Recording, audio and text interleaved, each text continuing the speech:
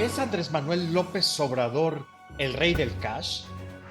¿Por qué el presidente presume no tener tarjeta de crédito ni usar cheques?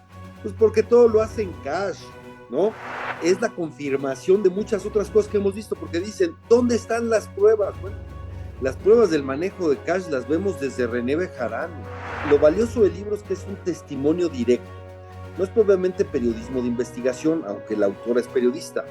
Da su testimonio, lo que le consta, y lo dice de cerca y desde dentro. Es decir, cuando sale ya no es candidato presidencial de 2006 y funda su partido, ¿de qué vivió? ¿Cómo pudo financiar a su movimiento? Nada, nunca ha transparentado nada de eso. Desde esa óptica está escrito, Elena Chávez lo escribió desde el dolor, desde la decepción y el desengaño. Ayuda a tirar la máscara, si es que todavía le quedaba un poco, ¿no? Estamos viendo una gran farsa, ¿no? El presidente que habla de austeridad y pobreza franciscana vive en un palacio virreinal, ¿no? ¿No tuvo de cómplice López Obrador y su movimiento al PRI y al PAN? Porque nadie hizo nada en todo ese tiempo que evidentemente se debió saber y el libro lo plantea. Como cualquiera de muchos de estos escándalos hubieran tirado gobiernos. Y sin embargo, aquí pasa a veces, parecía que no pasa nada, ¿no? Porque el presidente quería tirar a Calderón, ¿no? Quería que Calderón no concluyera su mandato, esa era su lógica, ¿no? Fernando Belauzarán fue testigo de cómo recopilaban cash para López Obrador.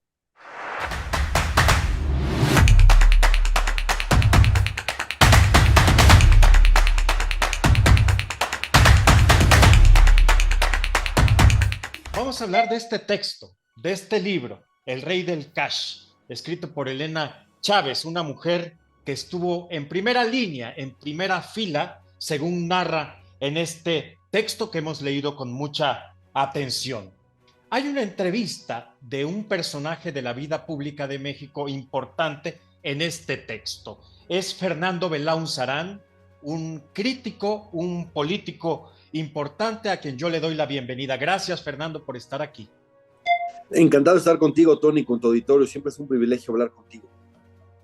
Oye, mi querido Fernando, es un libro revelador, escandaloso.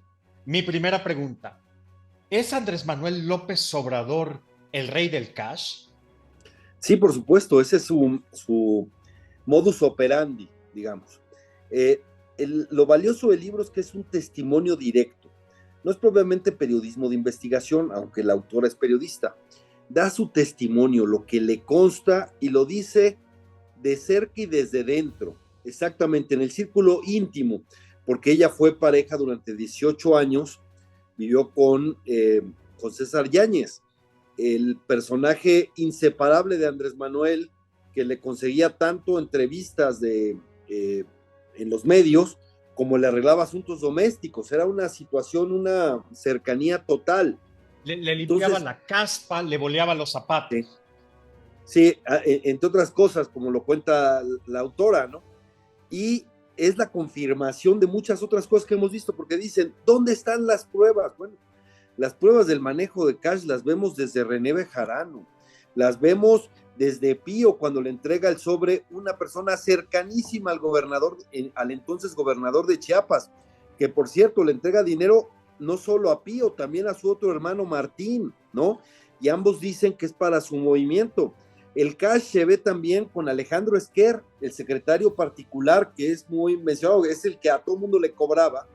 Y te acuerdas que fue cachado organizando depósitos en carrusel para tratar de engañar al fisco, en donde él junto con otros 10 personas iban depositando de 50,000 pesos en 50,000 pesos y volviéndose a formar, ¿no? Con dinero de origen desconocido, que luego se retiró en la campaña de Morena por parte de candidatos y de líderes de ese partido durante la campaña del 2018, ¿no? Entonces, evidencia sobre esto, vaya que hay mucha. Lo que hace Imas, no preguntaste a Imas, no, por, la expareja de Claudia Sheinbaum, ¿no? sí, También claro fue cachado con las manos en el cash. sí, exacto, y Y claro, ¿por qué el cash? Porque es lo que no deja huella, ¿no? ¿Cuándo hemos tenido esas evidencias? Pues cuando alguien los ha videograbado, etcétera, ¿no? Pero esto sí, bueno, hay otro ejemplo, el de Delfina Gómez, que le retenía el salario a sus empleados para entregárselos a Morena. ¿Y quién era el presidente de Morena? Era Andrés Manuel López Obrador. Y tú te acordarás que solo pudieron identificar más de 2 millones de pesos porque es lo que usaron para pagar de lo que retuvo Delfina, para pagar a acreedores de Morena. Fue lo que se pudo acreditar. Los otros 11 millones de pesos los cobraron en efectivo, ¿no? Pero Delfina le dijo a Carmen Aristegui que era para apoyar a Morena, ¿no? Pero todo manejado en efectivo, entonces es el mismo modus operandi, ¿no? Todo en cash. Y entonces todo encaja, porque el presidente presume no tener tarjeta de crédito ni usar cheques, pues porque todo lo hace en cash, ¿no? Es decir, que no se paga impuestos, es decir, que es un dinero, pues, no solo de dudosa procedencia. En el texto, en el libro El Rey del Cash, queda claro que funcionarios y dependencias gubernamentales y partidos políticos apoyaban la causa, pero en voz de López Obrador apoyar la causa, pues no es pecado, no es delito. Pero hay una cosa, es los que han tratado de desvirtuar el libro, lo que no pueden decirnos es de qué vivió López Obrador de 2007 a 2014, ¿no? Es decir, cuando sale ya no es candidato presidencial de 2006 y funda su partido, ¿de qué vivió? ¿Cómo pudo financiar a su movimiento? Nada, nunca ha transparentado nada de eso. Y ninguno te lo puede decir. Ahora, explica algunas cosas. ¿De dónde tanto cariño de Andrés Manuel López Obrador a Mario Delgado? Mario Delgado pues, estudió en el ITAM, era una persona que trabajó luego con Marcelo Ebrard, pero ¿cuál era el punto de contacto? Porque él no viene de una tradición de la lucha de izquierda. Pues el punto de contacto es que Mario Delgado era el secretario de Finanzas de Marcelo Ebrard.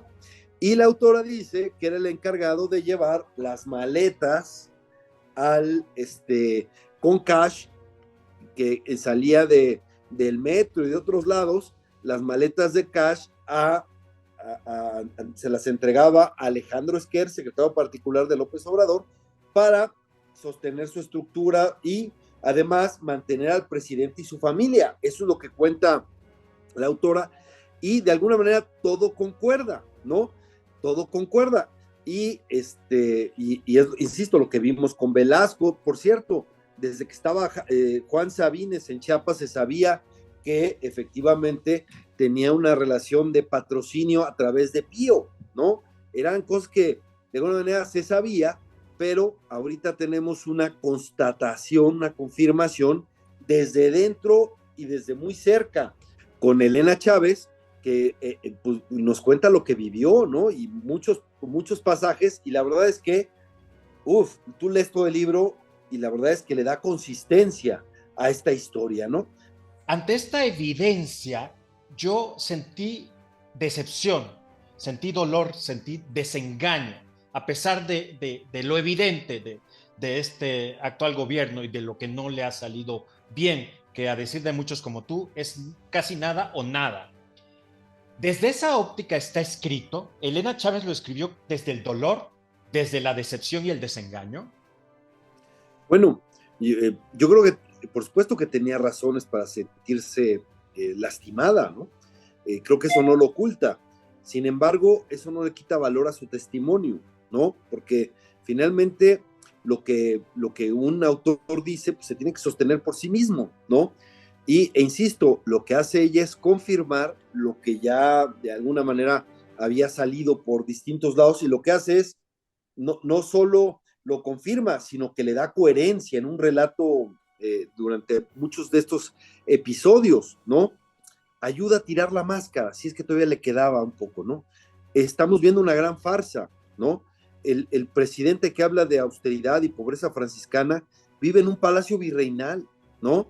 Vive en el palacio más lujoso que tiene este país, ¿no? Que es Palacio Nacional. Sí es verdad que la doctrina de los conservadores es la hipocresía, pues te voy a decir que el presidente López Obrador es el más conservador de este país, ¿no? Porque una cosa es lo que dice, se convierte en un predicador moral, etcétera, y otra cosa son sus hechos. Lo que me asombra, sinceramente, es cómo se ha normalizado todo esto, cómo cualquiera de muchos de estos escándalos hubieran tirado gobiernos, y sin embargo, aquí pasa a veces, parecía que no pasa nada, ¿no?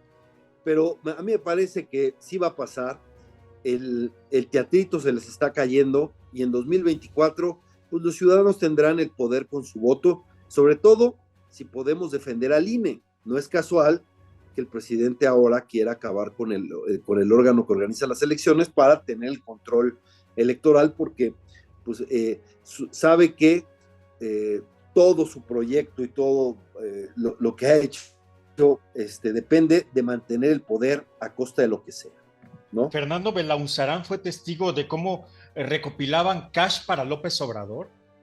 Bueno, testigo presencial de ver que le entregaran dinero o algo así, no, pero más o menos sí me enteraba de que había recursos que se entregaban de esa manera.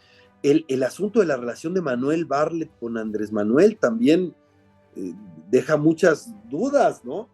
¿Quién puede hablar de honestidad y de otros, valiente ¿no? y quién puede hablar de combate a la corrupción cuando tienes a la diestra del padre Mira, a Manuel Bartlett?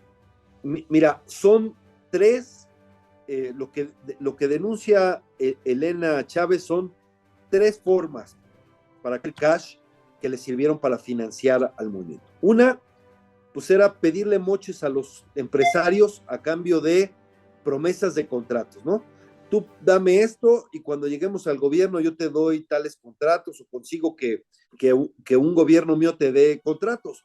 El caso de la retención a salarios de trabajadores, eso es lo que vimos con Delfina, retenía a los trabajadores y luego lo cobraba en efectivo y según se lo dijo a Carmen Aristegui, se lo daba al partido. Eso que cobraba en efectivo y lo que no cobró en efectivo fue para pagar sus deudas, como ya quedó claro en la investigación del INE y del Tribunal Electoral. Y el tercero es las aportaciones, entre comillas, de gobiernos afines, que es lo que dice que hacía no solo Mario Delgado entregándole recursos al presidente, sino de otros gobiernos, incluso de presidencias municipales, mandaban una tajada, ¿no? Entonces era empresarios, trabajadores y gobiernos. Pero no de alguna manera tuvo de cómplices, de ser cierto todo esto que narra el libro El Rey del Cash, no tuvo de cómplice López Obrador y su movimiento al PRI y al PAN, porque nadie hizo nada en todo ese tiempo que evidentemente se debió saber, y el libro lo plantea, que se recopilaba dinero de esa manera, sin dejar huellas. ¿No dejó el PAN y el PRI crecer al monstruo? Pues no lo sé, es posible que hayan tenido información. Tú sabes que se habla mucho de videos que tiene Peña Nieto, ¿no?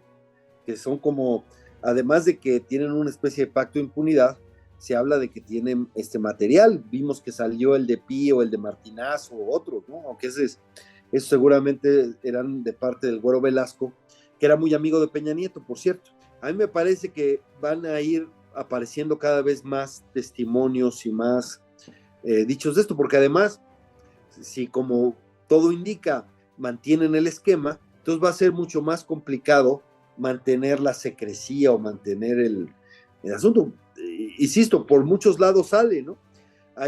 No hay semana en que no veamos un nuevo escándalo de corrupción, de empresas fantasmas contratadas, este gobierno es el que menos licitaciones públicas ha hecho, más contratos se entrega de manera directa, sin concurso, ¿no? Es Y curioso, porque cuando Andrés Manuel era opositor decía que una de las pruebas de la corrupción era que en el gobierno de Peña Nieto había más contratos sin licitar que con licitación. Nada más que Andrés lo llevó a un nivel todavía superior. No solo entrega más contratos sin licitar, sino que además por primera vez el monto de los contratos O sea, el dinero que se da en esos contratos es mayor sin licitación que con licitación, ¿no? Entonces, es el paraíso de los moches eso. Tú siempre has sido un personaje de izquierda, polémico, y fuiste miembro distinguido del PRD. ¿Rompiste? ¿Te peleaste? ¿O en qué momento dejaste de creer en el Mesías tropical? Cuando cerraron Reforma me empezó a generar bastantes dudas, ¿no?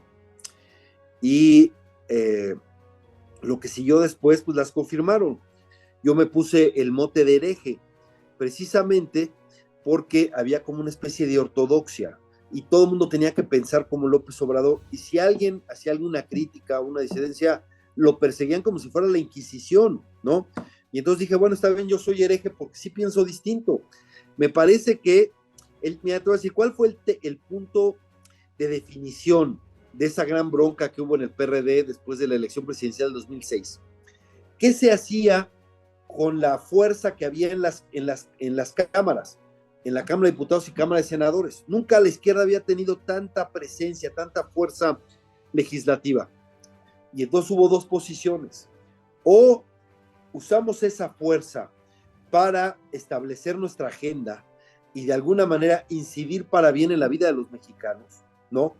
O, que era la posición del presidente, lo que vamos a hacer con esa fuerza es bloquear todo, boicotear todo, apostar al desastre nacional, ¿no? Porque el presidente quería tirar a Calderón, ¿no? Quería que Calderón no concluyera su mandato, esa era su lógica. Por eso fue tan rupturista. Cuando vio que no le alcanzó, quiso reinventarse pensando en la siguiente elección con esto de la República Morosa. Pero eso fue ya después, ¿no? Ya de cara a la elección, cuando vio que no tiraba a Calderón. Si algo nos ha quedado claro es que Andrés Manuel López Obrador no sabe perder una sola elección. Y cuando vemos que quiere y va por el INE, es porque prefiere robarse la elección presidencial en 2024 que entregarle la banda presidencial a un opositor. Este libro de Elena Chávez, El Rey del Cash, ¿caerá López Obrador? No, pero ya la verdad es que ya cada vez menos personas le creen. Por supuesto, tiene un círculo, hay gente muy devota, todas las mañanas hace propaganda de sí mismo y cultiva su culto y cultiva ahora sí que el culto a la personalidad, promueve el culto a su personalidad. Y habrá unos que, ¿te acuerdas que decía Donald Trump? Yo puedo salir y dispararle a alguien aquí en la Quinta Avenida y de cualquier manera me seguirán adorando, ¿no? Algo hay de eso también con Andrés Manuel. Sin embargo, yo, en la percepción que tengo, cada vez hay más desengañados, ¿no? Cada vez hay más desengañados. Y este libro va a contribuir a eso, ¿no? Cada vez más el rey camina desnudo. Gracias, Fer. Muchas gracias. No, gracias a ti, un fuerte abrazo. Yo soy Tony Aguirre. Esta es La Revolución del Debate. Hasta la próxima.